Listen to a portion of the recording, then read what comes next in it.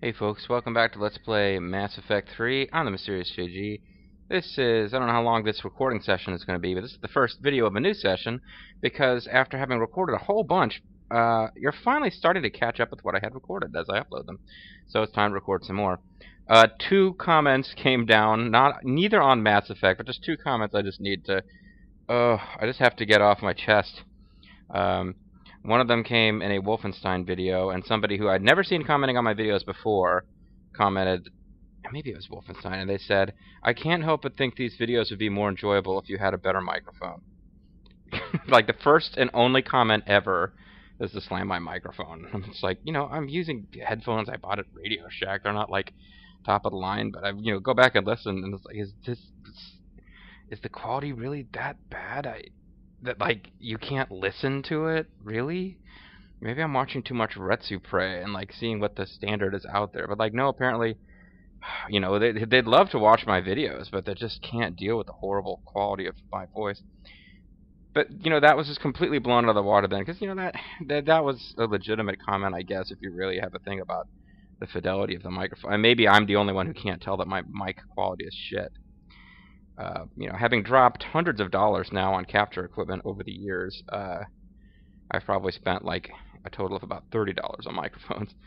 But then somebody, and this is a weird one, anybody who's been watching my channel for a long time probably remembers that in RTK 11, my in-game avatar, who was more of a political officer than a warrior, got into a duel with Zhang Liao, and against all odds defeated Zhang Liao in a duel, which shouldn't have happened. It was just an RNG craziness. It showed off more than anything else the value of just picking one duel stance and never changing it during a duel, because you get bonuses the longer you stay in the same stance. Whatever, that was the video, and it was like one of my favorite videos from RTK 11. Somebody, and of course the LP is now a couple years old, too. Somebody commented, "I am now going to go to every video on your channel and dislike." That is exactly what they said, and that's all that they said. I am now going to go to every video on your channel and dislike. And I tried to reply, and I wasn't even mad. I was just going to ask, why? But there's something going on with YouTube where on older videos, you can't reply to the old comments. I don't know what it is. I think you can set your own comments so that you disable replies. And I've seen people, usually idiots, asking, like, "How do I download this game that you are playing for free?" That type of comment. So they're idiots to begin with, usually. Not always, though. Sometimes they're legitimate comments. But people will post a comment on your video asking a question, presumably to the person who recorded the video, or to anyone who happens to read the comment section. And then they'll have their settings so that you cannot reply. The replies are disabled. So they're probably wondering, why does no one ever answer my questions on YouTube? But this was a case, I went back and no, I couldn't reply to any comments on this video. It's something to do with a setting that changed in YouTube since those videos went up. So I'm completely puzzled now. Somebody popped up several years after I posted one of my favorite videos and said, "I am now going to go to every video on your channel and dislike." So I wanted to throw that out there. That's the kind of weird stuff that happens when you're an LPer as a hobby. And when you let it bother you, I suppose, you are the fool, not the person who is. At least they told me they're going to go dislike every video. I don't know if they really are. Anyway, I haven't played in a while, so I don't know exactly what we were doing, but I'm pretty sure I had finished all the chit-chat and was ready to start on a new mission. And if I wasn't, well, you guys will probably be quite pleased for me to actually get on with it. Oh, no, I flew into this system. I must have been in anticipation of actually doing the next plot mission. So the diplomatic ships are floating around in whatever the hell system this is. Pranis. The Pranis system is kind of sort of Apian Crest. Isn't that? Yeah, that's where this is like Krogan space, isn't it? I think Krogan DMZ is over here someplace, if I remember correctly. So yeah, the diplomatic, they were trying to figure out a way to get the Krogan to join their alliance against the Reapers. I believe that's what's actually happening in the plot of the game. So let's go here, and I'm really hoping Really hoping it's not about to tell me to switch discs.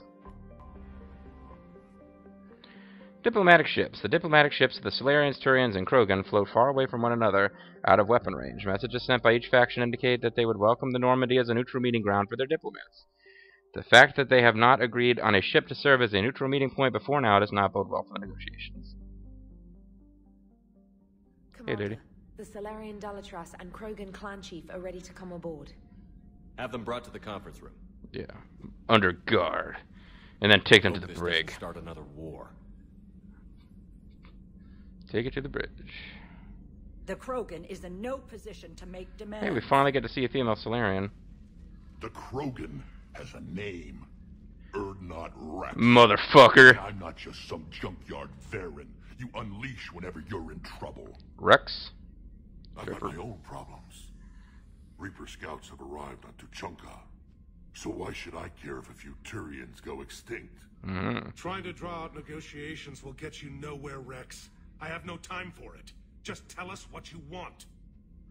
Was he trying to draw them out? I need Sex. I need your a loving. cure for the genophage. Dun dun dun. You mean you're gonna try to help the Krogan? Absolutely not. The genophage is non-negotiable. Lady, seriously? You like biologically sterilize them and you're like, come help us, but we're not gonna undo the sterilization plague. Now call me crazy. I think I mentioned it during the Mass Effect 1 LP. I went searching through the text on the Solarians and couldn't find it. I got it into my head that the Solarians were sort of like insectoid, or they were kind of had evolved from some sort of insect type deal. Something to do with the fact that they, you read about their mating habits, and there's prolonged negotiations. Apparently, there are more males than females, and so breeding rights are very important, and they have egg clutches and stuff like that, which could also be an amphibian thing. And that's what I think it is. They're supposed to be amphibians. That's what Liara said in this game. But I had thought they were insects, and therefore I was kind of looking forward to the inevitable day where we saw a female, because I was imagining her being like 3 to 4 times the size of a Solarian male, and like just looking kind of like having roughly the same general design, but being several times bigger, having like big protruding orifices that are related to reproduction and are not present on males, and just really going alien with it. Instead of making just another, she's a female, which means she looks exactly like the males, but, she kind of has lipstick or some crap. Sadly, they didn't do it. I was very, very disappointed by that. But, no, it turns out she's supposed to be amphibian, not insectoid, so I guess male and female amphibians look a lot more similar to each other than male and female insects do. Yeah. I guess really, really mild spoilers, but we'll see a female Turian before this is done. All of these species in Citadel space, I believe, are supposed to reproduce sexually, except possibly the jellyfish guys whose names I can never remember. This one wants you to smuggle illegal goods into Novaria. This one is a crook. They're those guys whose names I could never remember. I think they're asexual. Everyone else is supposed to be, have 2 sexes. And yeah, they don't really, considering it's like a sci-fi game with fairly well thought out backstories for these different civilizations and stuff. Other than the Rachni, I mean, I guess you're right. You're right. My inner voice. The Rachni are the insect-based ones. So yeah, they're the ones where we only see one. Females are very rare, and they don't look all that much like the males because they're like monstrous and huge and significantly more intelligent. Yeah, that actually, so they cover that with the Rachni. But the Rachni are really weird, and we never really communicate with them in the same way we would communicate with another race. Although we left them alive, so there's this question mark floating over Mass Effect 3. Are the Rachni going to make a comeback? But they get mentioned in 2. At one point, somebody comes back and delivers a message from them. You never see them. Don't know. But, yeah. We see females, we see a female Solarian now. We're going to see a female Turian later. We actually even get to see female Krogans. We saw them in the last game. And they all basically are just like, yeah, they look the same as the males, except they modified their faces a little bit. Weak sauce. And didn't get really alien with their aliens, that's what I'm saying. Anyway, the Dalatrass here, who's like, queen bitch of the Solarian universe. She's like, I want you to help us. I want you to become foot soldiers who will confront the Reapers and die in large numbers to protect us. And we're not fixing the genophage. Why are you so opposed to the idea, Dalatrass? Because my people uplifted the Krogan. We know them best. You mean you used us to fight a war you couldn't win? It wasn't the Solarians, or the Asari, or even the Turians that stopped the Rachni. It was Krogan blood that turned the tide. No, we used you to fight a war, and that's what we want to do now. Useful. The genophage was the only way to keep your urges in check. She's bitter. Dalatrass, you may not like him, but Rex is right. I'm not really sure that she belongs in a diplomatic apologize meeting. For speaking the truth. She's not really We a uplifted diplomat, the Krogan I to would do say. one thing, wage war. It's all they know because it's all we wanted them to know. Yeah, well, okay. Even if I agreed with you, which I would be kind of loath to do vocally in front of Rex, how in the world does that make you think that Rex and the Krogan are going to want to help you now? Your people should have thought the matter through then. Was it really a surprise the Krogan revolted? They're revolting. That's precisely my point, Commander. We made a rash decision. Oh, you got me Returned there. to the Krogan in desperation. It's the same mistake you're about to make today. Well, why did you No come? good can come from curing the genophage. Why the fuck is she here? And why did the Asari not show up because they didn't want to upset the Solarians if the Solarians are here? None of this makes any sense. Ay. Count to 10, JG. Count to 10. Okay. So, the Solarian Dalatrass, who's like super important lady, came... Basically, it appears that she's here only to sabotage any chance the Turians and humans have of getting the Krogan to help them, because she certainly doesn't seem to be serious about getting the Krogan to help the Solarians. And the Asari basically decided not to come to these negotiations because they didn't want to upset the Solarians.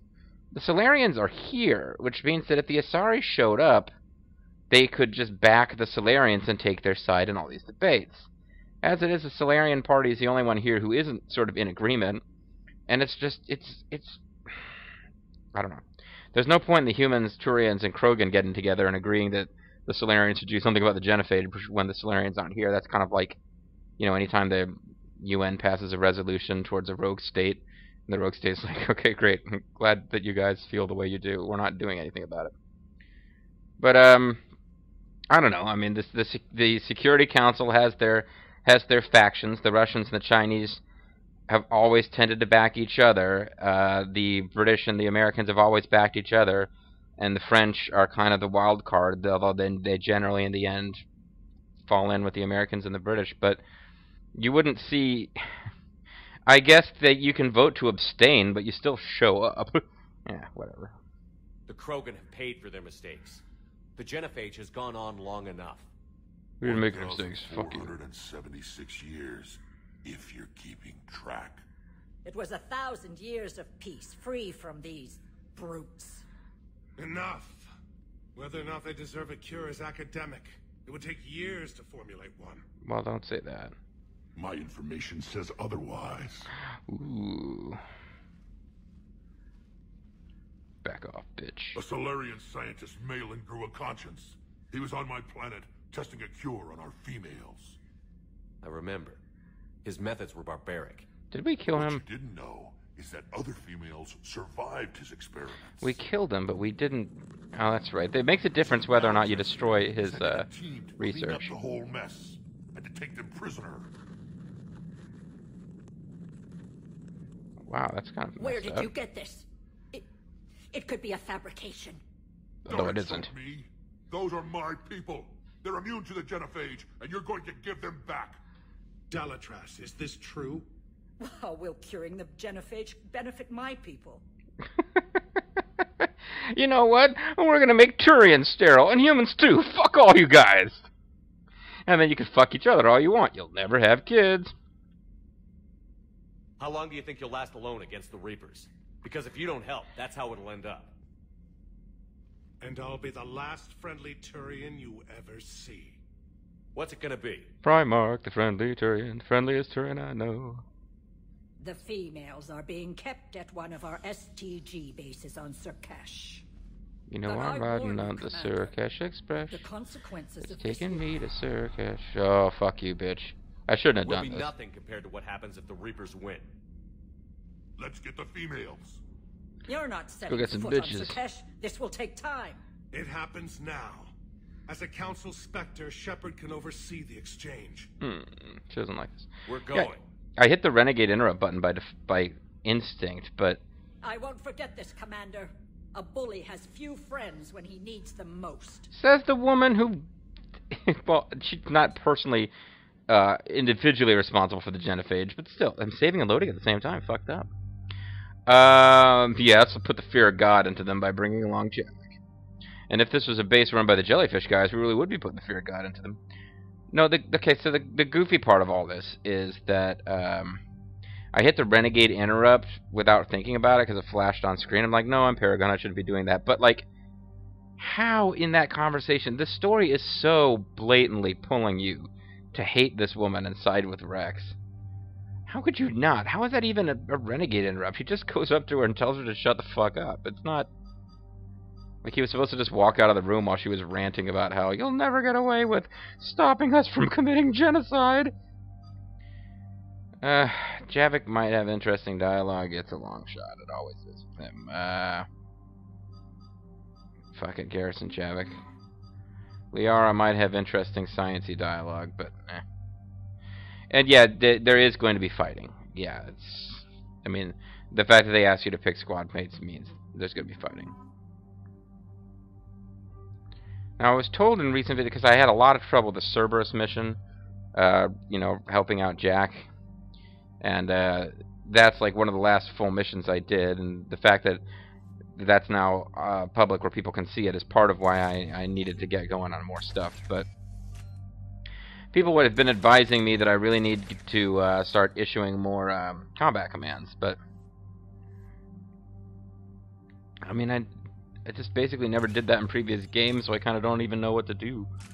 I don't know what to do. Increases accuracy. Now I'll just go with the stability and yeah.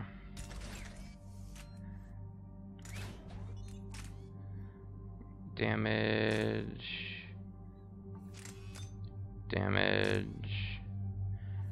Piercing cover, increase accuracy. That's probably the one, really. Yeah, maybe just raw damage. And it's snowing outside. It's very pretty. But, yeah, it's like, man, squad commands. I have to go back and figure out how the hell those work. So it may be time to give you, yeah, Garrus we haven't used in a while. He's actually got some powers coming. He's got gym powers coming. So we can give squad bonus damage or sniper rifle damage by 60.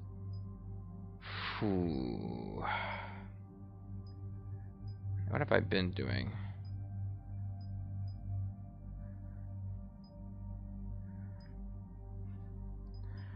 I probably had a really clear idea which one of these I wanted to do, and I've now forgotten. But, power damage of squad mates by 10%. That's a small bonus, but it'll affect more people than him. I don't even know if he uses sniper. Ah, fucking, I'll make him his own man. This probably was not the smarter play, but... Proximity mine, concussive shot, and overload. Fire concussive shoot! Proximity mines are actually handy compared to some of the other mine types, in my opinion. But overload is like the power that Shepard doesn't have. I don't have proximity mines. I have some other. I have sticky grenades. That's similar, I think.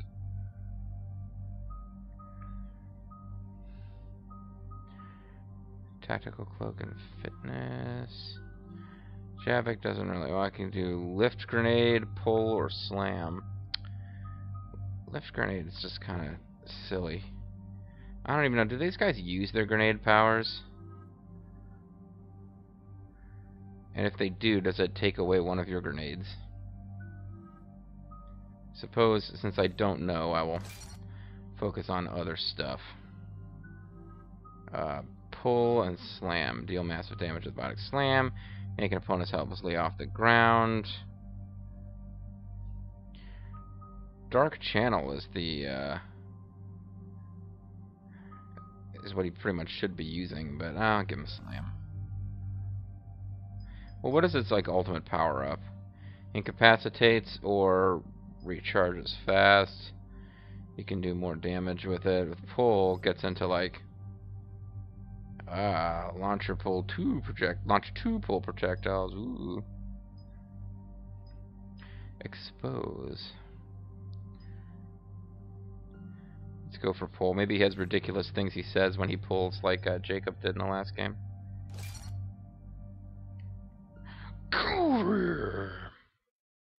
And now it wants me to. I figured I was gonna have to insert a new disc. Dagnabbit. Alright, well, enjoy the sounds of me moving across the room. As, pardon me. Hope that wasn't audible. Ooh, goofy. And now there's, an ambulance outside. Somebody probably didn't know how to drive in the snow. Alright. Do you know how you drive in snow, folks? Slowly. That's pretty much the key.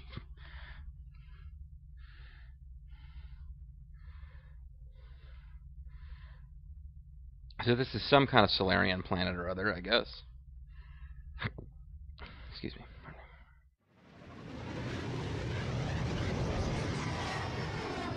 So I wonder who we'll be fighting here. Because basically our two enemy types have been Cerberus and... This is the Solarian homeworld we're headed to. Oh, we it's aren't used the to seeing homeworld. here, so let's keep it simple.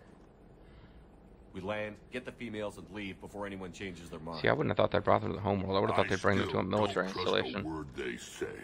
I mean, I would think the homeworld's well defended, but still. Be nice. Let diplomacy play out, Rex. You'll get what you want. These females are the best and probably last hope for my people. And they're pretty much what I want. We'll bring them So home. I'm telling you straight up. You've waited long enough for this day. Finally get to help the Krogan. I appreciate the assist, Garrus. Shepard, you can Figured fuck you'd off. gone soft sitting on your throne. Forgot how to hold a gun. He wouldn't be king then, would he? Who's that? He's a Prothean. Wow. Sometimes I'm not sure if the Normandy's a warship or a traveling freak show. But as long as You know, that's still a pretty blasé response to a Prothean. Base on sensors. Set her down. Garrus, nice to see you and nice to talk to you. Last game, no matter how many times Rex, or Shepard rather, brought you into my throne room, we never so much as exchanged a word. Commander, Solarian ground control says we don't have clearance to land. Tell them the Dalatrass authorized this herself. But yeah, but she took it back as soon as we left. Their word. Let's see them try to stop a Krogan airdrop. Oh no, they stopped me! We have an unauthorized landing. And who authorized you to hold my race hostage? Yeah, so the diplomacy thing didn't really pan out. Yeah, Rex, you might want to just, chillax. Hold! Stand down! Hold your fire! Because these aren't an enemy type in this game, I don't think. Restrain your colleague. We only found out about this transfer a few moments ago. I'd like to avoid a diplomatic incident, Oh, it's a little late. Would we? but you have something valuable to Rex. Something worth dying for. Well, you can die for it any time. They've got a million snipers. Remain under guard. Stay, Rex. Stay. Stay. I can handle this, Rex. Anything goes wrong and all bets are off.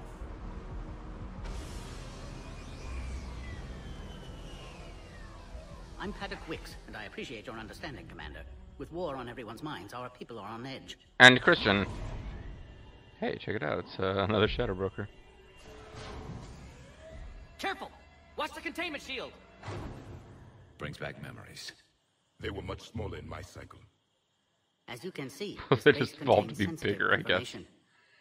Sensitive information? What kind of sensitive information? We're going to find out what kind of sensitive information, folks, in the next video. Yeah, so Rex is not a squad member, so he can't come with us. Sorry, Rex. But yeah, we're fighting somebody, and I'm not 100% sure. I don't recall. It would seem like the logical storyline flow would be the Solarians betray us once we're in the base and attack, but I don't think that there's a Solarian enemy type in this game.